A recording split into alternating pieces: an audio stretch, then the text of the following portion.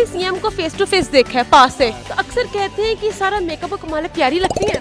मैंने सही तरह देखा भी नहीं है तो मैं क्या नाम लगा।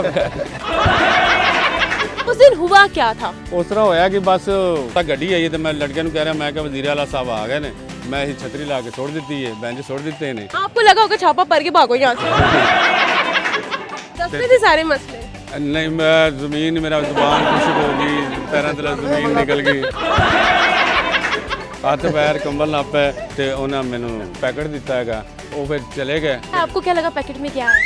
असं पहले 5000 रुपया देखा, मैं समझ पे 5 10 20 30 40 इस तरह निकल दे। सब तो ज्यादा मैंने खुशी हुई वज़ीर आला साहब मेरे को आए। पहले कोई बंदा आया जिसने कहा कि मरियम नवाज साहिबा ने आने जगह साफ करो, प्लेटें साफ करो, मतलब कि वो आ रही है चीज़ सारी क्लीन करो। बाजी मैं अल्लाह पाक की कसम खा के कहता हूँ, किसी ने इल्म ही कोई नहीं गा, सिर्फ मेरे नसीब जागने थी, वो जाग गए ने, जाके उठ के बैठ गए। हाँ जी, उठ के बह गए ने।